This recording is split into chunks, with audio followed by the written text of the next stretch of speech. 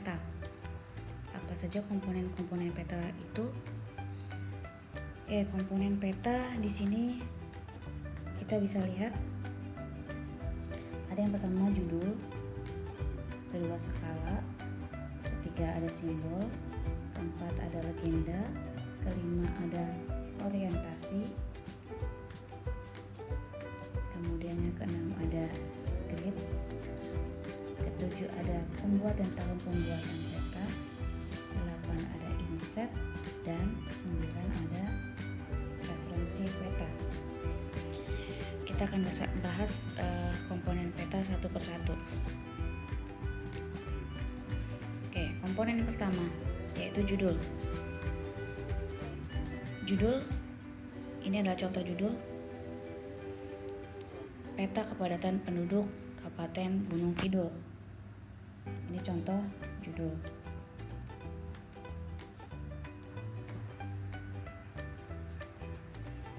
Biasanya judul itu mengandung informasi pokok sebuah peta sebagai identitas peta, dan judul itu harus singkat, jelas, dan mudah terbaca, gitu ya. Jadi ini adalah syarat-syarat dari judul. Yang pertama, dia harus mengandung informasi pokok. Yang kedua, judul itu adalah sebagai identitas dari peta, karena kalau kita akan melihat suatu peta pasti kita harus melihat dulu judulnya apa. Kemudian judul itu harus singkat, jelas, dan mudah terbaca.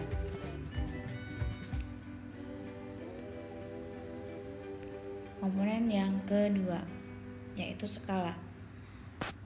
Pengertian dari skala adalah perbandingan jarak di peta dengan jarak di bumi.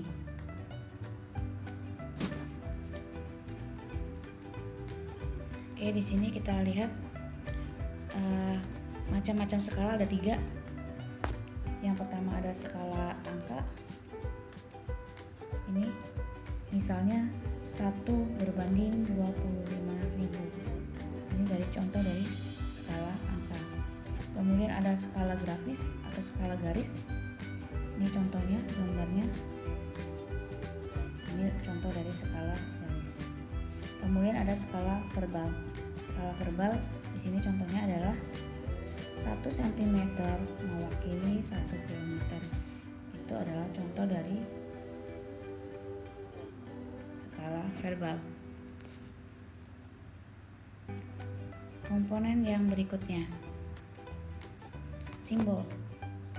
Simbol adalah representasi dari objek nyata yang digambarkan pada peta. Jadi pada peta biasanya kita akan melihat simbol-simbol seperti gunung, sungai, jalan. Nah, jenis-jenis dari simbol itu dibagi menjadi 3. Ada simbol titik, simbol garis, dan simbol area. Ini contoh simbol titik, contoh simbol garis, dan contoh dari simbol area. Misalnya simbol titik itu untuk nama kota. Kemudian simbol garis contohnya untuk jalan.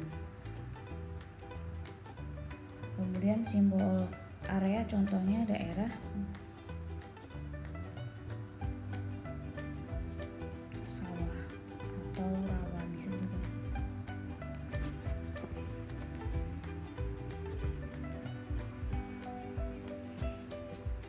Komponen yang berikutnya ada legenda.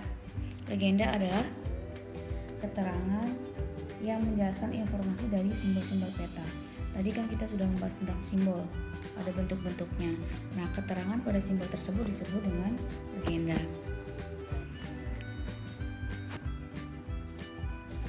Legenda itu biasanya akan memuat informasi baik itu kualitatif maupun kuantitatif.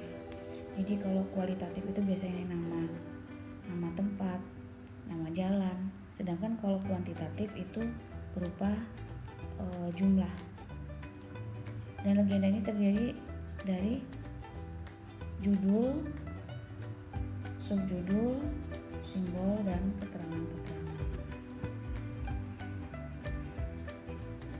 Ini contoh dari legenda. Bentuknya biasanya seperti ini pada peta. Letaknya ada di bawah atau juga bisa di samping. Misalnya ini adalah simbol, ini keterangan-keterangannya.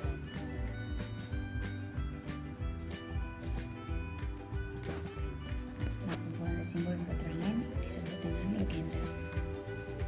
Oke, yang berikutnya ada orientasi arah atau sering disebut juga arah mata angin.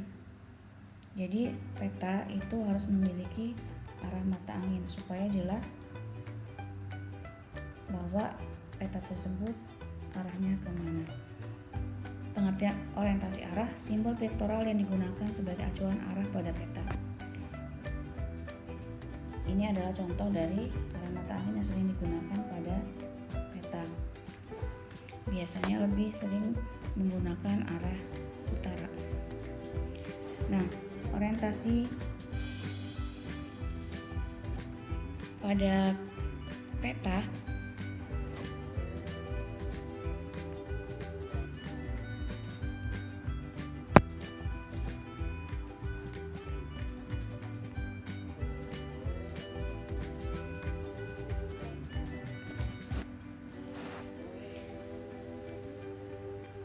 biasanya dapat digunakan menggunakan simbol vektoral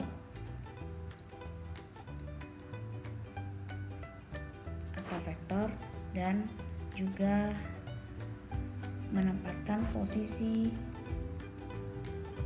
atas arah utara peta. Jadi biasanya arah utara yang digunakan itu untuk orientasi. Yang berikutnya ada grid koordinat atau garis koordinat, berupa garis imajiner yang melintang atas, bawah, dan kiri kanan pada peta yang digunakan sebagai penentu lokasi. Biasanya lokasi absolut ya, berdasarkan garis koordinat.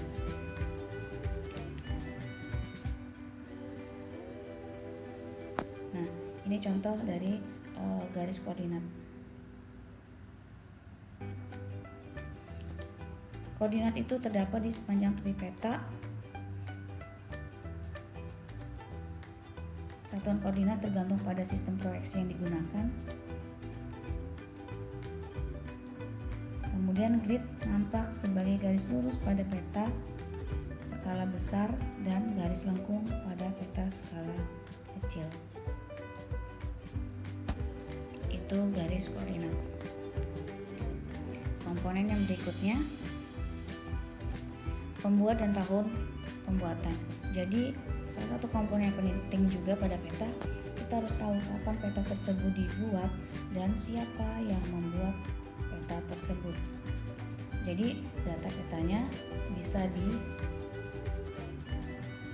dipercaya atau tidak, tergantung pembuatnya dan tahun dibuatnya peta. Fungsi dari pembuat dan tahun pembuatan adalah tadi untuk menjamin kesahihan informasi dalam peta. Jadi informasi yang didapat pada peta tersebut benar atau tidak. Kemudian menunjukkan saat pembuatan tersebut peta tersebut dibuat. Jadi misalnya kita membutuhkan peta padatan penduduk tahun 2021, jadi jangan menggunakan data peta pada tahun 2005, itu akan berbeda gitu ya. Jadi dilihat tahun pembuatannya.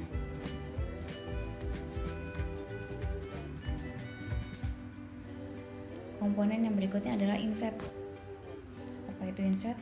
Inset adalah referensi lokasi geografis pada peta skala yang lebih kecil. Jadi biasanya kita akan melihat ada peta dengan skala yang lebih kecil untuk melihat daerah yang lebih luas. Misalnya ini adalah peta utama.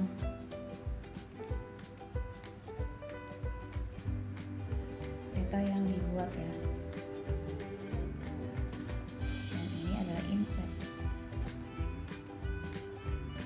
Jadi petanya lebih kecil, hanya saja menunjukkan daerah yang lebih luas. Di sini yang kotak merah ini adalah inset dari wilayah ini. Jadi kita tahu, oh ternyata daerah yang dipetakan adalah daerah di Jawa Timur.